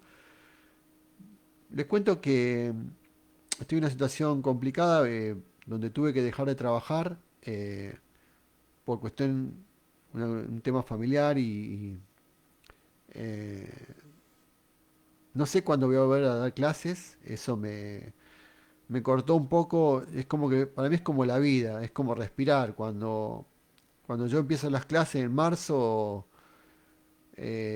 yo sé que hablo cosas que los chicos muchos no me siguen porque no están preparados. Viste que ahora vienen todos muy poca cultura, muy pocos estímulos tienen, ¿no? Sobre todo en escuelas públicas. Pero yo sé que siempre hay alguien que me presta atención, ¿saben? Siempre tengo algún alumno o alumna que me mira, que me pregunta, que se me acerca, que son gente que a veces que son cristianos o son buscadores, ¿no? Hay una chica que me preguntaba mucho del budismo, del hinduismo, después otra chica que le gustaba que le hable de Dios. eh, y siempre tengo a alguien, ¿no? que me hace esas preguntas y yo me doy cuenta que estoy hecho para eso, que no puedo vivir sin eso. Es como que, viste que nadie es profeta en su tierra. A veces mi familia me hace caso hasta cierto punto y se saturan, pobres, viste, a veces no me pueden seguir. Y ahora que estoy con ustedes, siento que de una manera puedo hacer eso que no estoy haciendo. Y doy clases respondo a Matías, que me pregunta, Matías, ¿vos estás, dónde me dijiste estaba en Mendoza? Eh, no, en San Juan, ¿no? Perdón, no se puede decir sanjuanino, mendocino a un sanjuanino. Es como decirle, no sé, argentino a un uruguayo o boliviano a un jujeño. Em, yo doy en secundaria acá en la ciudad donde estoy y bueno, no estoy dando clases ahora y se extraña mucho, ¿saben? Se extraña mucho eso. Así que gracias a ustedes que están ahí, que de alguna manera es parecido a una clase esto. Aunque mejor es ver las caras y que estuvieran conmigo, pero es lo que se puede hacer. Eh, la verdad que estoy tan ocupado con otros trámites que estoy haciendo que tenía ganas de hacer un video hace rato y bueno, ahora se me dio. Bueno, acá me dice Mauricio que llegó tarde, pero no llegaste tarde, Mauricio. Sumate y hace preguntas, comentá. Acá Walter, que es de... Ay, me confundo. ¿De dónde era Walter? De Perú, creo. Un gusto escucharlo, estimado. ¿Tienes algún tipo de práctica de meditación? Me pregunta Walter. Bueno, a ver, de la meditación. Miren, les voy a contar unas experiencias. Yo, eh, digamos que una vez que se despertó eso a los 21 años, a mí me pasa que hay momentos y cosas que me hacen como activar a veces el hombre dorado, ¿no? El ser interior, la visión, el tercer ojo también acá. A veces al leer algo que tiene sabiduría, pero como esta de Dionisio, se me despiertan chakras, centros energéticos que, que no les puedo explicarles. Es como la presencia de una sabiduría que está en uno, ¿no? Que no tiene palabras, simplemente es ver, lo ves, es como una intuición. Ver, lo ves que es así, lo entendés. Eso me ha pasado muchas veces a mí en filosofía, en mística, me pasó en meditación, en práctica. La meditación para mí es, a veces puede ser al leer esas verdades, es como lo que llamaríamos un jnana yoga, ¿no? Que es el yoga del conocimiento, ¿no? El yoga de la sabiduría, el yoga de la filosofía. Pero para eso también hay que tener muchas otras cosas, ¿no? Tiene que ser algo integral. No basta con leer, hay que vivir una vida también, ¿no? Pero a veces sirve. Después mm, me acerqué, les comento, les comparto, hace unos meses, en el verano, a principios de verano, a un grupo de Bhakti Yoga, o sea, de yoga de la devoción, dentro del hinduismo, que es el amor incondicional por Dios, o sea, es el servir y amar a Dios por sí mismo y sin esperar ningún resultado, ningún beneficio. Ese es el concepto más desprendido y puro y perfecto de esa línea del yoga. Entonces se hacen muchos cantos, muchos mantras. Cuando yo estaba en esos mantras, cantando en esos cantos en sánscrito, yo sentía muchas veces esa sensación de ese despertar, que a veces está en la columna, que a veces está en la cabeza, que a veces está en la frente. Y bueno, esa es otra manera también de meditar. eh, Pensar en Dios, en las cosas divinas. Leer a Dionisio es una manera de meditar. Yo de hecho estoy tratando de meditar con ustedes, aunque no sé, yo sé que hablo sin parar, pero mi idea era meditar un poco. Meditar es poner la conciencia en algo puro y elevado y ir elevándose juntamente con esa verdad. Eso es lo que yo entiendo por meditar. Es como ir acercándose a la mente divina, que parece tan inaccesible, pero en la medida en que uno se va haciendo uno con esa verdad, con esa sabiduría, con esa profundidad, con esa tiniebla, con esa luz tenebrosa, porque es una luz oscura, porque no se puede ver, porque no la puede entender la mente, por eso es tiniebla, y por eso es silencio, porque no habla, no tiene palabra, nada que podamos escuchar. Solo el silencio es lo más cercano a esa palabra, digamos. Eh, ¿Qué mitos se relacionan, me dice acá Mauricio, con los ovnis? Ah, bueno, ya vamos a hablar de los ovnis, porque en realidad es un tema, lo de los ovnis es un tema aparte, ¿no? No es tan profundo el tema de los ovnis, es demasiado concreto. Después Matías me dice, todas las religiones guardan una porción de la verdad, escuché decir una vez. Claro, yo creo eso, yo creo que todas las religiones tienen un gran tesoro de sabiduría. Que despreciar una religión, esa gente que desprecia, ¿no? Porque dice, no, yo soy católico y los musulmanes son unos impostores, y los judíos negaron a Jesús, y los hinduistas son idólatras y paganos y politeístas, y no saben nada, nunca estudiaron. Miren, hubo un sacerdote que se llama Ismael Quiles, que es un sacerdote este, argentino, que escribió en los años 70, escribió cantidad de libros, búsquenlo en PDF, están todos los libros de budismo, de yoga.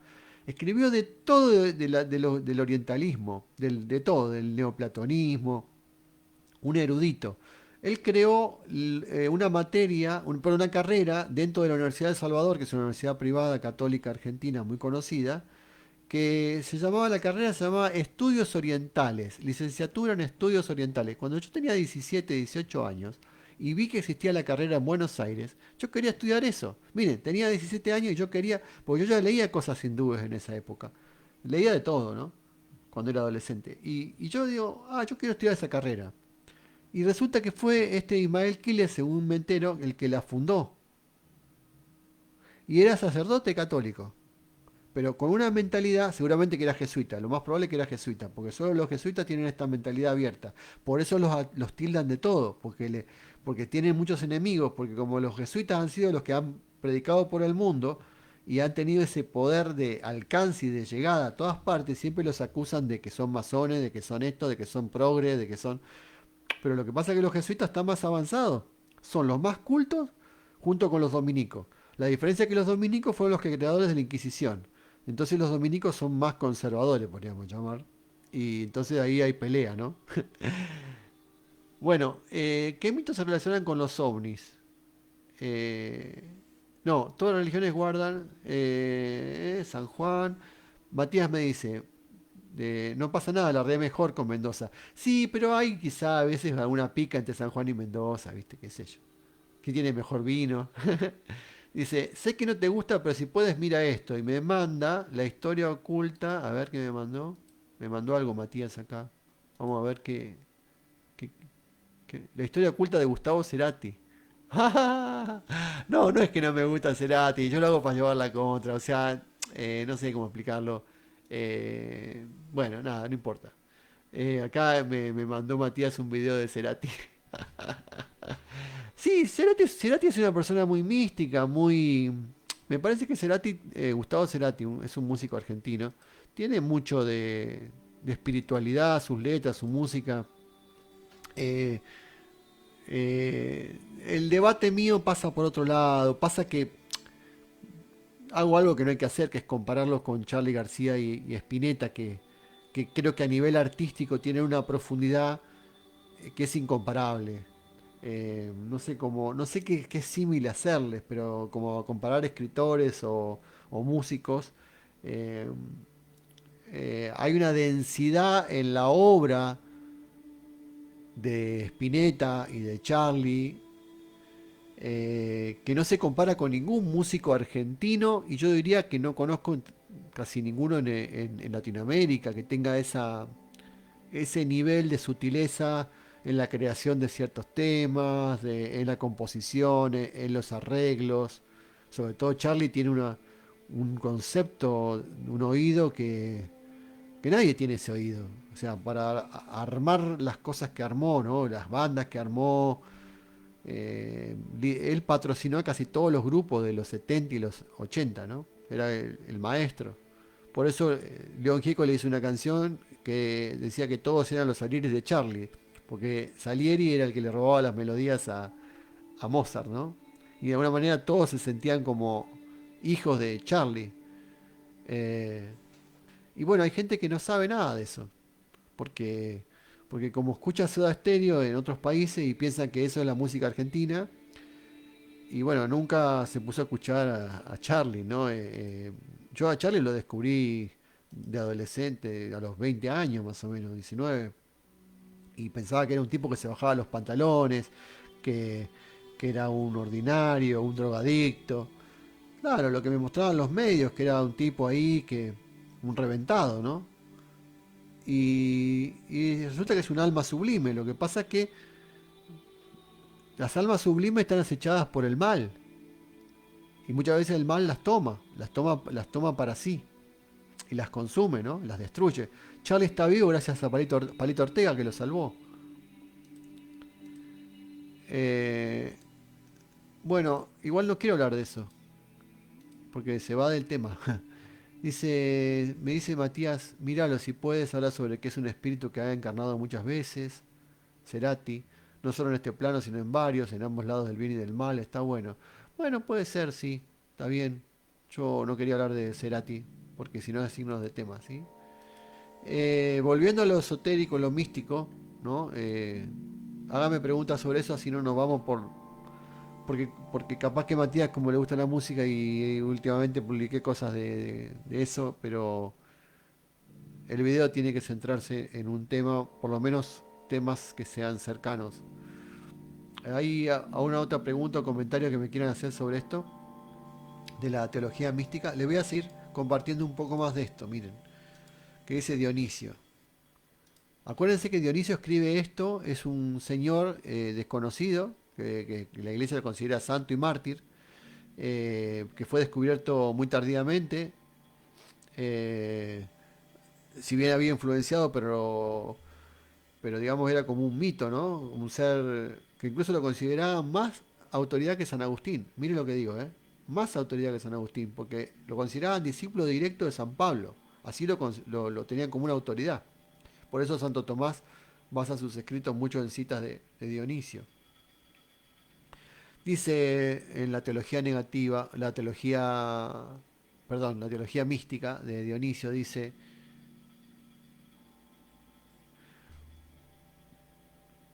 acá hay algo interesante que decía una señora que exponía sobre Dionisio. Una cosa es hablar de Dios en elaboraciones teoréticas, como sistémicas, racionales, que es lo que hacen los occidentales, es construir sistemas de pensamiento.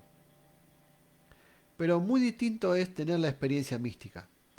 Y entonces parece ser como una contradicción hablar de teología mística, porque la teología es una elaboración racional sobre la base de la fe y la interpretación de la fe. Entonces no parece ser que la teología sea mística, pero él quiere plantear una teología mística. Es decir, una vía racional que vaya hacia a lo que es irracional o suprarracional, ¿se entiende? Por eso se llama así la obra. Bueno, espero que me sigan. Después dice,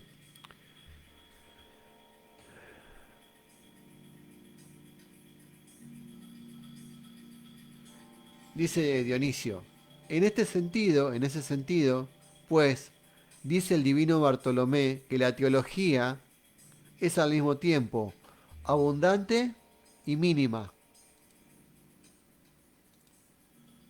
Fíjense que usa todo el tiempo los contrastes de los opuestos, de lo imposible, de lo paradojal, ¿se entiende? La luz tenebrosa, el silencio ruidoso. O sea, eso que son metáforas, formas de la poesía que la mente no puede comprender. Pero son una vía de acceso. Eso es meditar, Mauricio, ¿ves? Eso es una manera de meditar. O sea, cuando la mente ve algo que no puede entender, como los zen que usan los koan, se abre una puerta. Y no pasa nada, no es que vos ahí elaborás, es que ahí empieza a entrar una luz. Y eso es la meditación. Es una puerta abierta para entregarse al influjo de la divinidad. Y no decirle a ella lo que ella tiene que decir, sino que ella te hable mediante el despertar interior, ¿no?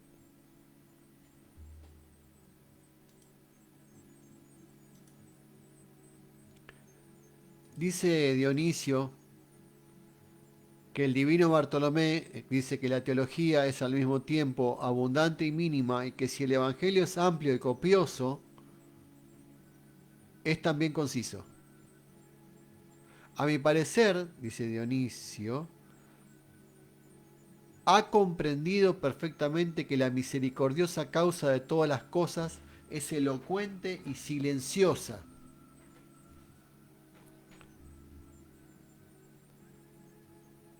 La misericordiosa causa de todas las cosas es elocuente y silenciosa.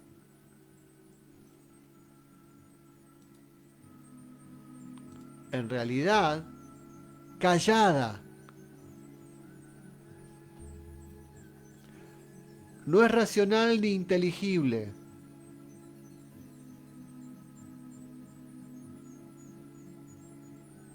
Pues es supraesencial a todo ser. Verdaderamente, se manifiesta sin velos solo aquellos que dejan a un lado los ritualismos de las cosas impuras y de las que son puras, a quienes sobrepasan las cimas de las más santas montañas, a los desprevenidos de luces divinas, voces y palabras celestiales, y que se abisman en las tinieblas donde, como dice la Escritura, tiene realmente su morada aquel que está más allá de todo ser. No en vano, el divino Moisés recibió órdenes de purificarse primero y luego apartarse de los no purificados. Acabada la purificación, oyó las trompetas de múltiples sonidos y vio muchas luces de rayos fulgurantes. Ya separado de la muchedumbre y acompañado de los sacerdotes escogidos, llega a la cumbre de las ascensiones divinas, pero todavía no encuentra al mismo Dios. Contempla no al invisible, sino el lugar donde Él mora. Esto significa, creo yo, que las cosas más santas y sublimes percibidas por nuestros ojos e inteligencia no son las razones hipostáticas de los atributos que verdaderamente convienen a la presencia de aquel que todo lo trasciende. A través de ellas, sin embargo, se hace manifiesta su inimaginable presencia. Fíjense, hay como una antesala de Dios, el Sancta Sanctorum,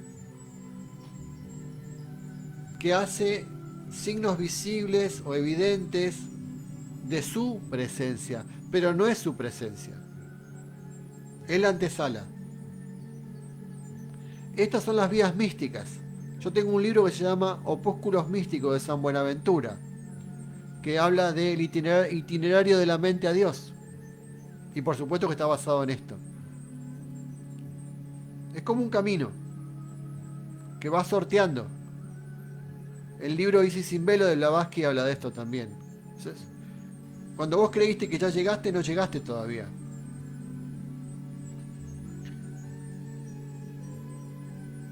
A través de ellas, de estas razones hipostáticas, sin embargo, se hace manifiesta su inimaginable presencia al andar sobre las alturas de aquellas cúspides inteligibles de sus más santos lugares. Entonces es cuando libre el espíritu y despojado de todo cuanto ve y es visto, penetra Moisés en las misteriosas tinieblas del no saber. Allí, renunciado a todo lo que pueda la mente concebir, abismado totalmente en lo que no percibe ni comprende,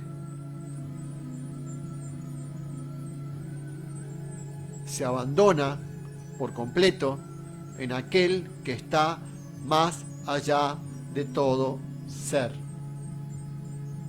Allí, sin pertenecerse a sí mismo ni a nadie, renunciando a todo conocimiento, queda unido por lo más noble de su ser con aquel que escapa a todo conocimiento, por lo mismo que nada conoce, entiende sobre toda inteligencia. Bueno, todo esto que acabo de compartirles, yo no sé qué les generó, pero a mí cada palabra era para... Me, me venían un montón de cosas. No sé, díganme qué les pasó, pero... A ver, vamos a hacer lo que hay que hacer, que es profundizar, ¿no? Y si no entendieron lo vuelvo a leer, porque sé que no es común esta lectura, ¿no?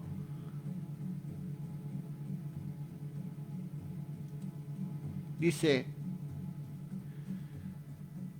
que Moisés cuando subió al Sinaí es una metáfora del alma, que se eleva y se eleva, ¿no? Y llega a un lugar para encontrar a Dios, pero cuando no lo encuentra directamente, primero encuentra un lugar.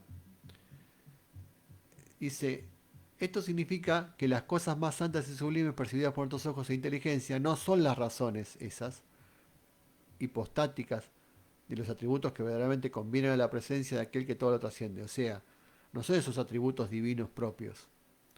A través de ellas, sin embargo, se hace manifiesta su inimaginable presencia al andar sobre las alturas de aquellas cúspides inteligibles de sus más santos lugares. Entonces, es cuando libre el espíritu y despojado de todo cuanto ve y es visto, penetra Moisés en las misteriosas tinieblas del no saber. Allí renunciando a todo lo que pueda la mente concebir, dice la palabra renuncia. Esto es la conversión plotiniana, es la conversión, significa la vuelta al uno. ¿Cómo vas a volver al uno en la dualidad? No podés. Mientras hables de bien y mal, mientras hables de yo y tú, mientras hables de mejor y peor, mientras hables de toda forma que sea de oposiciones, no estás en la unidad.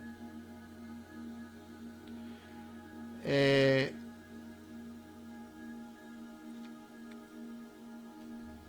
Renunciando a todo lo que pueda la mente concebir, abismado totalmente en lo que no percibe ni comprende, se abandona por completo, se abandona, esta palabra la ha usado Eckhart mucho, abandonarse, te abandonás ahí, es un anonadamiento ahí, es una entrega absoluta, te perdés a vos,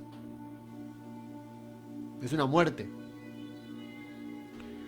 en aquel que está más allá de todo ser, porque si decía Eckhart que si soy yo, no puede ser Dios, es o él o yo. Si renuncio a mí, él es, pero cuando él es el mí, es en mí, es todo lo que hay.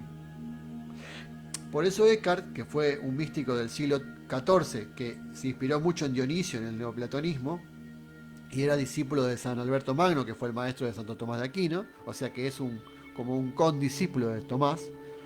Eckhart decía que había algo llamado el fondo del alma, la esquíntila animae, o sea, la chispa espiritual, la chispa del alma, ese espíritu que es el lugar de Dios y que está en el fondo de nosotros mismos. Y entonces llega un punto que cuando llegas a ese lugar tuyo, tan profundo, tenés la experiencia de Dios en la cual te volvés Él, donde no hay diferencia entre Él y yo. No soy yo, es Cristo. Esa es la experiencia mística, eso es mística, esa es la definición de mística, ¿se entiende?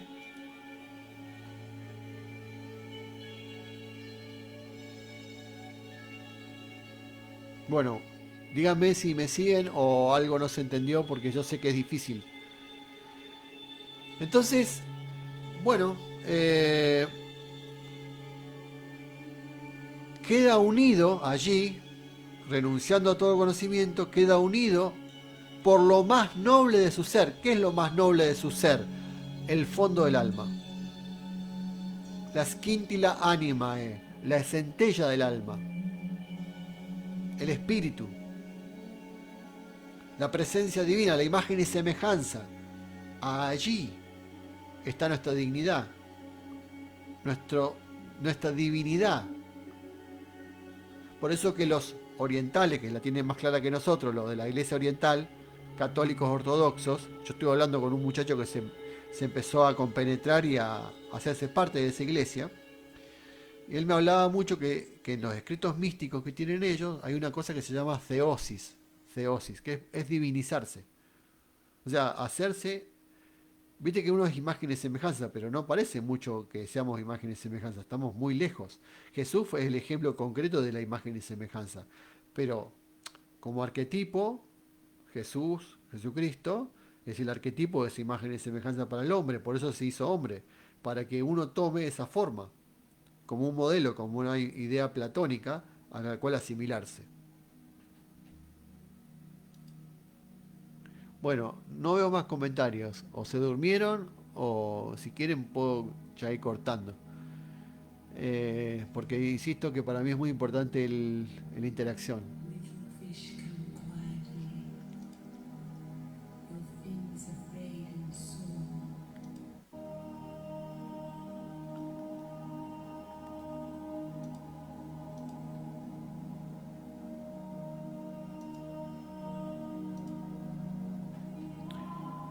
Y dice algo al final, por lo mismo que nada conoce, entiende sobre toda inteligencia. O sea, ese ser que, como Moisés, que llega ahí a ese vestíbulo de Dios, dice, por lo mismo que nada conoce, entiende sobre toda inteligencia. Miren, el budismo enseña el vacío, el vacío. ¿Qué es el vacío? La nada. Pues dicen que es ateo. No es que sea ateo. Lo que te está diciendo es que hasta que no desaparezca todo, todos los conocimientos, todas las ideas, todo el ser, todo el ego, no hay lugar para Dios. Mientras vos pones cosas, no le das lugar a Dios, porque Dios es el absoluto, es el todo. Si yo digo, Dios es esto, Dios está acá, Dios es así, Dios tiene ropa, no tiene, tiene cualidades, todo el tiempo le estoy quitando el espacio a ese ser. Es más, mientras yo digo, yo estoy, yo soy, yo, no. ¿Qué sería meditar, Mauricio? Sería renunciar al yo, silenciarlo, porque ese ego es el que impide que Dios sea, que Dios se manifieste, porque es una enorme soberbia pensar que uno existe. Hay una única existencia, que es la del absoluto. La única cosa que realmente podría decirse que es, porque la palabra es tampoco es correcta, porque no es, es el no ser, digamos. Porque todo lo que es siempre es racional y lingüísticamente en relación con otra cosa, ¿se entiende? Todo lo que es está vinculado a alguien, es relativo.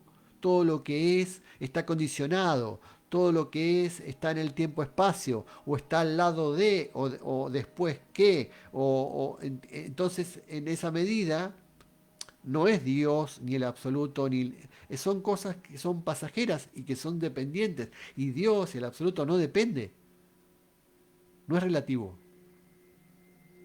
¿Cómo voy a conocer al absoluto?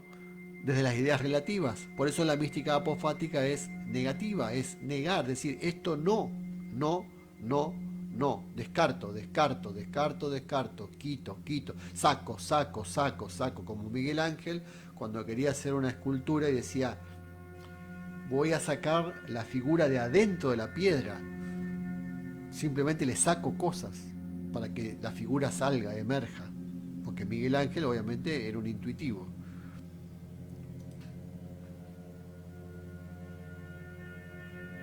Acá me dice Esteban, se entiende, háblanos de este lugar, contempla no al invisible, sino al lugar donde él mora, me dice Esteban de Ecuador.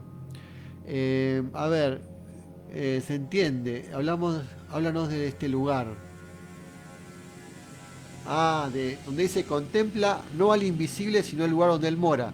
Bueno, yo ya expliqué que el núcleo de la luz supraesencial, la tiniebla, la noche, el silencio absoluto, no es accesible. Es la luz inaccesible. Pero el Santa Santorum, el altar, el templo que rodea esa tiniebla inaccesible, desconocida e incognoscible, es lo que en el neoplatonismo sería la inteligencia, es hasta donde podemos llegar a captar. Al uno no se lo puede conocer, porque el uno es uno. Y nosotros jamás pensamos el uno. Nunca podemos pensar el uno. Porque la mente es dual, la mente siempre piensa en dos. Claro, en la cábala vendría a ser lo que le llaman la seidad o el Ein Sof. Sería, ¿sabes, Luis? Más bien lo que yo entiendo como Ein Sof. Sería aquello que está más allá del ser. Eso está en el Zohar y en el Sefer Yetzirah. Blavatsky siempre hace relación con el Zohar, ¿sabes? Donde habla de esa cosa que está por encima de los Sefirot, por encima de todo. Es la raíz del universo, ¿sabes? Es la raíz del universo.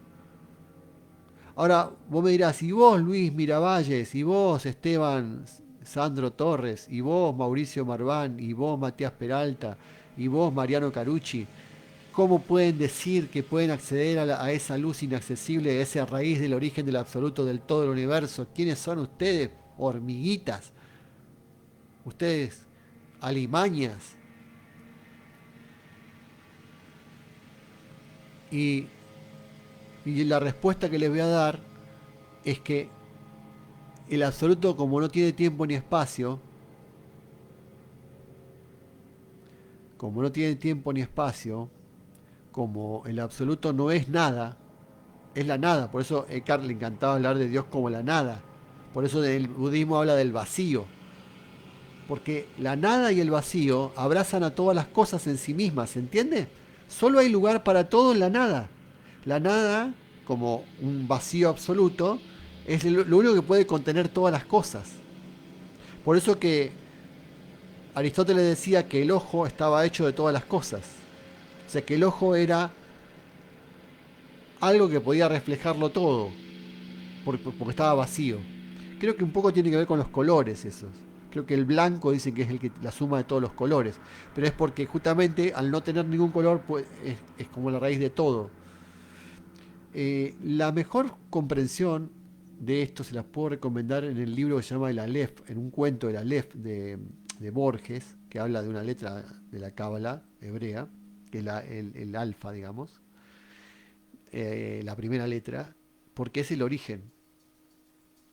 Y que dice que ese punto del Aleph, en realidad, está presente en todas partes. Es la circunferencia cuyo centro está en todas partes. O el círculo cuyo centro está en todas partes y la circunferencia en ninguna parte. Todo es centro, todo es centro, todo es el centro. Todo átomo de la creación tiene al absoluto presente. Entonces, lo que yo quiero decir con esto es que esta hormiguita, Luis Miravalles, Esteban, Mariano, Matías, Mauricio, los que estén conectados,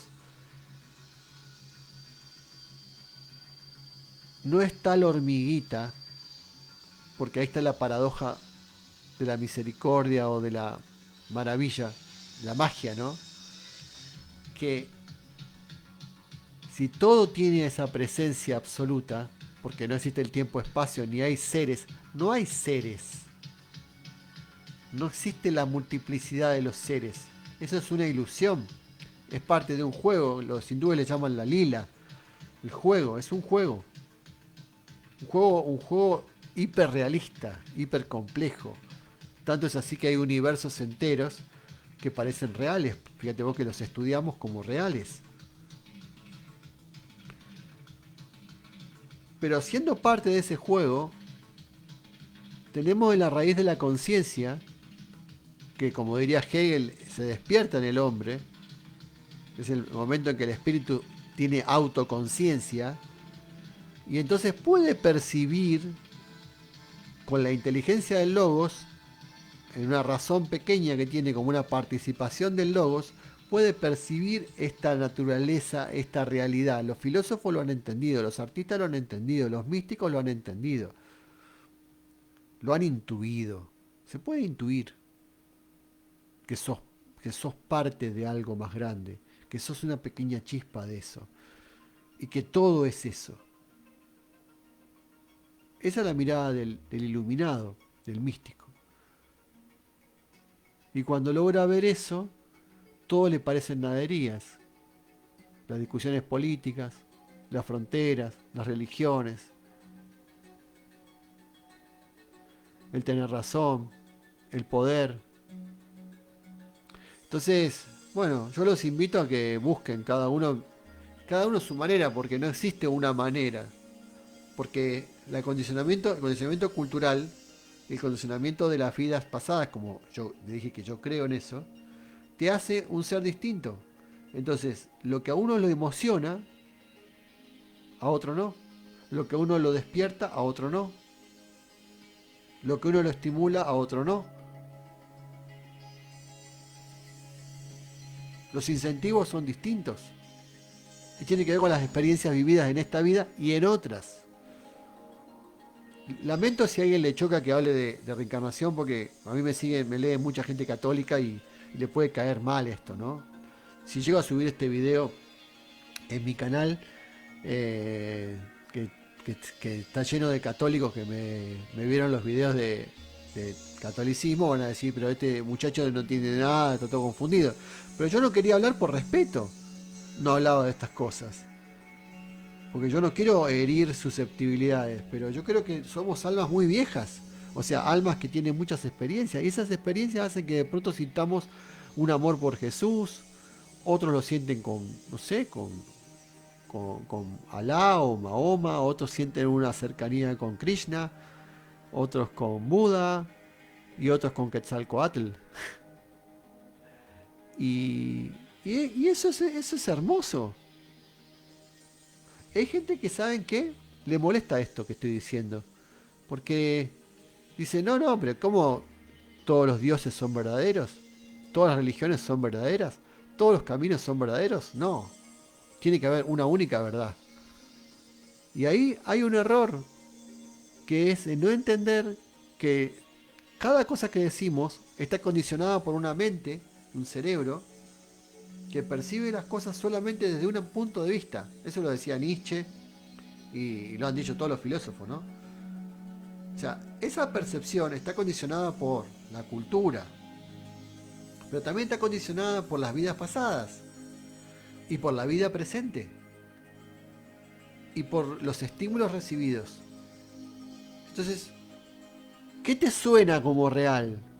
aquello para lo cual tu mente fue adiestrada, como diría Krishnamurti, que estás adiestrado, estás condicionado, conformado a aceptar ciertas cosas y otras no. Pero eso no quiere decir que esas sean verdad, sino que es que tu mente acepta y rechaza según la programación recibida. ¿Está? ¿Me siguen? Parezco Lilita Carrió. Bueno, chicos, si no me hablan me voy, así de simple. Porque no quiero hablar solo, me siento incómodo. Capaz que se quieren ir a dormir, ¿no? Díganme y cerramos el video. Espero cualquier comentario y como quieran.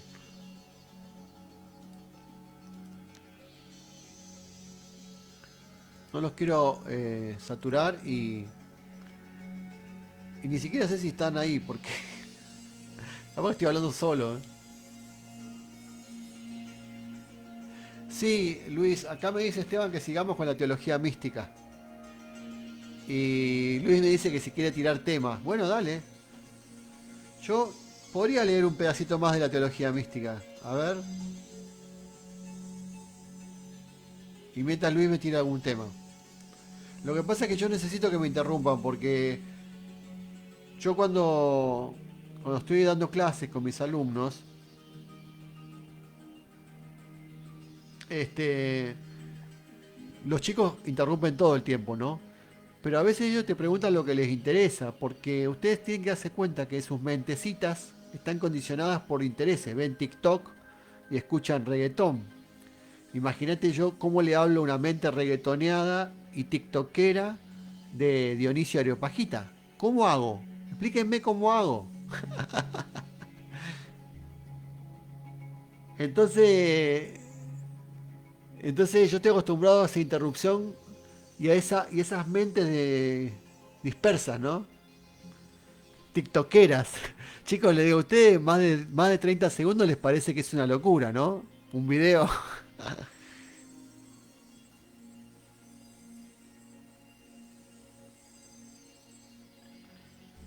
Acá me dice, la noche de los tiempos, el neolítico, la edad de hielo, el diluvio, etc. tiene un comienzo en los rituales mortuorios, me dice Luis. ¿Sabes qué? Te quiero decir algo. Hace años yo hablaba con un chico, un compañero de filosofía, un muchacho que estaba interesado. A veces te encontrás con gente interesada en estas cosas que se mete a estudiar filosofía hace un año y dos y deja la carrera, ¿viste? Cuando ve que no va por ahí la cosa. Este muchacho que había leído algunas cosas de Castaneda, ¿viste? Carlos Castaneda, el, el antropólogo, no sé si es de México, de dónde era, que escribió todos esos libros como una realidad aparte, y la enseñanza de Don Juan. ¿Se acuerdan de Castaneda? Él había estudiado mucho con el chamanismo. Y dice que el brujo, Don Juan, eh, una vez le intentó enseñar algo a Castaneda, que decía, decime una palabra. Entonces Castaneda le decía montaña. Y él le decía, ah, está dentro del tonal. Otra, mujer, está dentro del tonal.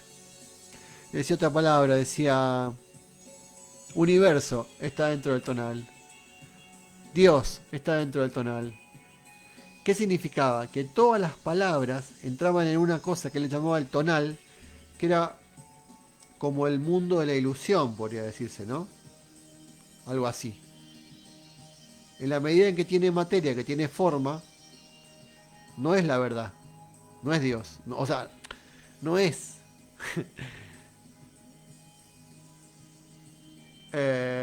Acá me dice Luis, la conciencia de la propia muerte como caída o inicio de la espiritualidad. Sí, de eso hablé, no sé si vos estabas cuando hablé de eso, hace un ratito, el tema de que la tiniebla, ¿no? Porque es el morir a sí mismo. Pero fíjate que está dentro del tonal.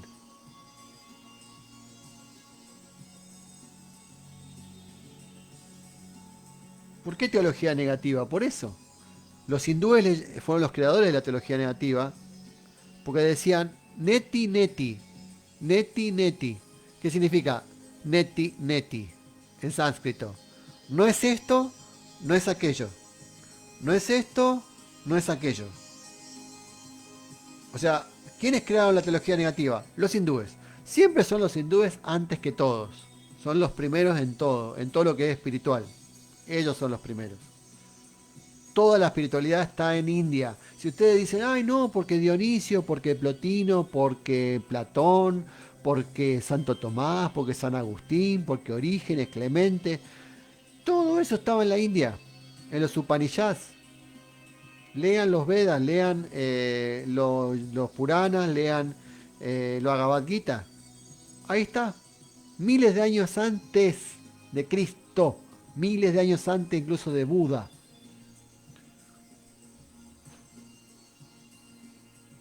Acá me pregunta Walter, ¿qué opina de los cristianos cátaros? Eso es un tema muy largo, no sé. Da para mucho porque no sé qué opinión tener de los cátaros. Los han manipulado mucho también los que los usan para hablar mal de la iglesia, ¿no? Entonces dicen, los cátaros eran muy buenos, la iglesia era muy mala. Probablemente se dice que eran gnósticos, ¿no? Pero volviendo a, para no irme demasiado, ¿no? Solo en la medida, ¿saben quién expresa mucho la teología negativa? Jiddu Krishnamurti, que es uno de mis grandes referentes que yo leo de la adolescencia. ¿Quién es Krishnamurti? Parece que es un tipo que es un iconoclasta porque tira todo abajo, ¿no? Parece que es ateo cuando vos lo lees, pues sus conferencias. Pero no era ateo. Él lo que decía es que todo eso que ustedes dicen no es. Porque él tenía experiencia de eso. Él tenía experiencia mística. Y como él la tenía, sabía que todo lo que estaban diciendo era puras palabras. Acá me dice Luis, agrego una cita de Nicolás Taleb en relación a la vía negativa teológica aplicada a la vida diaria. Yo agregaría que en mi propia experiencia se ha logrado una considerable mejora en mi salud personal al eliminar irritantes ofensivos, los periódicos matutinos, la mera mención de los nombres de los periodistas eh, fragilistas, Thomas Friedman o Paul Krugman, puede llevar a episodios explosivos de ira, no correspondía por mi parte. Es muy larga la cita. Televisión, correos electrónicos, documenté noticias sobre máquinas de entretenimiento de fuerza de gimnasio y muchos más. Una cita que me pone Luis acá. Sí, claro. El tema es que yo creo que para conectar con la mística y lo divino se necesita un poco de simpleza. La vida moderna, el bombardeo de las redes sociales y la televisión y otras cosas que hay hoy en día los medios y el ritmo del siglo XX hasta el siglo XXI ha llevado un bombardeo del cerebro, de la conciencia, que aleja de la simpleza necesaria. Por eso que había monasterios y retiros y ermitas antes. Porque, ¿qué sucede? Si Dios es lo absolutamente simple, tal como enseña el neoplatonismo, y sabemos que es el uno, mientras más múltiple soy, menos cerca de Él estoy. Mientras más me disperso, mientras más me concentro en entretenimientos de la mente de mono, en noticias impactantes, en novedades, en emociones, en estímulos sensoriales, físicos, sexuales, de tipo alimenticio, ese bombardeo que es el mundo moderno es todo lo contrario de el recogimiento necesario para apartarme de los sentidos y para conectarme con el uno. Me vuelve un ser complejo. Y ustedes dirán, pero ¿no es inteligente el complejo? Yo le diré, no, la gente que es muy compleja, como esos pensadores, intelectuales, periodistas, científicos, políticos, que parecen muy complejos, en realidad lo que son grandes prestidigitadores, son ilusionadores ilusionados. A fuerza de dar tanta rizar tanto el rizo, dicen los españoles, ¿no?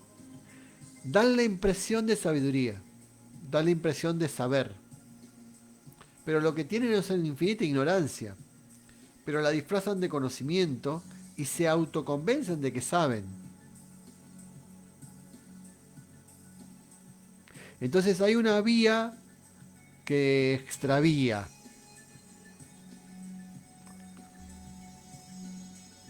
Acá dice Luis, el cuarto camino de Gurdjieff. Como propuesta está bueno porque habla de llevar el entrenamiento del cuerpo, la mente y el espíritu de nuestra vida cotidiana sin exiliarnos al monte. Claro. Sí, bueno, hay muchos caminos que te dicen.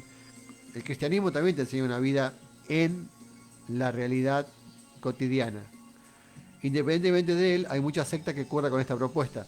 Sí, en realidad, todo aquel que busca la espiritualidad de alguna manera se aparta un poco, ¿sabes? Yo no te digo que te vuelvas un ermitaño y te vayas a Machu Picchu o al Himalaya. No necesariamente tenés que ir a una ermita de un bosque. Pero un poquito de... Si no tenés un poco, Luis, no tienen hermanos, amigos, un poco de recogimiento, si no tienen un poquito de asepsia, un poquito de preparar el alma, por ejemplo, el contacto con la naturaleza, el contacto con personas, como llaman los hindúes, el satsanga, que es con personas que están en la misma sintonía, una cierta lectura. Miren, hoy pensaba en una cosa muy importante, que son los estímulos. Esto lo estudió Piaget y todos los pedagogos, ¿no? Los que estudian la psicología y la educación. Según los estímulos que tenés, vas a tener un tipo de persona, ¿no? Desde chiquito, del jardín de infante, ¿viste? Desde muy chiquito. Yo tengo muchos alumnos, me pasa, que no están estimulados. Es muy pobre, vienen de familias pobres, de barrios bajos, de un país que es una villa miseria. Argentina se ha transformado en una especie de gran villa, de gran barrio pobre, digamos, porque tiene esas condiciones entre el reggaetón, la cumbia, la falta de alimentos que afecta al cerebro, el comer mal, la falta de estímulos elevadores. Es como una especie de outlet, no sé, están las obras de un pasado glorioso, ¿no? Como las ruinas. Y dentro de eso, esos chicos que más o menos tratan de moverse ahí, los estímulos son muy, muy pocos. Por más que internet exista, no es que ellos van a ir a Dionisio Areopagita, como decía Esteban el otro día. Ellos están en TikTok y ¿qué ven? Una chica bailando, otro pibito haciendo alguna cosa, este, y casi todo tiende a lo mismo y esos son sus estímulos. O Gran Hermano, ponele, que vea alguno. Eh, no, esas mentes no están, no pueden catapultarse ni generar genios de la física, de la matemática, de la mística. No, no hay Borges acá, ¿eh? No, no salen Borges, no salen Cortázar, ni Favaloros. No, ya no pueden salir y los pocos que existen se van rápidamente. Entonces, ¿qué tenés que hacer vos? ¿Qué le diría a mis alumnos y qué les diría a usted y me lo digo a mí? Eh, yo le diría que se autoestimulen. Es decir, no se dejen llevar por la inercia de lo que te venden, lo que te ofrecen. Hay una sana rebeldía. Yo siempre fui muy rebelde contra el mundo y también me dejó muy solo, me quedé muy solo, porque siempre despreciaba a las masas, ¿no? Y no quiero ser como Nietzsche, que despreciaba a las masas en el Zaratustra, me parece una soberbia muy grande. Pero un poquito de cuidar el alma que está encarnada, vino acá para una misión, que tiene un espíritu que aspira mucho Y como siempre le decía a mis alumnos, en una escuela de un barrio muy pobre que fui este año, le decía, en la primera clase le decía, hay algo que se llama Mozart asesinado, que es una imagen que creó Saint-Exupéry de un libro que se llamaba Tierra de Hombres. En ese libro relata algo que él vivió, porque tiene que ver con su biografía. Él iba en un tren en la época de la Segunda Guerra Mundial de refugiados polacos. Era tal el nivel de miseria, de pobreza, de desesperación que había en ese vagón, que él vio una familia donde había un niño que estaba con esos padres, tapado por unas mantas, quizás sin comer hace semanas. Eh, y bueno, lo que vio en ese niño durmiendo es a Mozart asesinado. Porque, porque él dijo, bueno, yo qué sé si ese no es Mozart, qué sé quién está ahí, pero obviamente que no va a poder llegar a hacer nada. En estas condiciones nunca. Así que mi mensaje es no sea Mozart asesinado. Yo no sé si seremos Mozart nosotros, pero los alcances del alma humana son desconocidos y tal vez venimos a este mundo a llegar a nuestro máximo, a dar a nuestro máximo. Y es muy frustrante para el alma sentir que no puede dar ese máximo. O esa resignación tan mediocre de aceptar lo que hay, es lo que hay. ¿No? Nunca acepten eso. Eso es lo que yo digo, ¿no? La mística es estirar los límites del alma hasta el máximo de lo que puede, su conciencia y su capacidad. Es llegar al límite absoluto. Y una persona mediocre o que se conforma con poco nunca va a ser un místico. Porque se va a conformar con baratija, con espejos de colores. Nunca con la verdad. Y como eso decía Krishnamurti, que tienen que arder en el fuego de la insatisfacción. Él siempre hablaba de la insatisfacción, de no conformarse nunca. Por eso quizá un Nietzsche o algunos escritores que son incómodos, en realidad te están tensando a la búsqueda. La filosofía es eso para mí, es una obligación como el entrenador que te hace correr a las 5 de la mañana, no sé, kilómetros en short, en el medio del frío, como en Rocky, ¿no?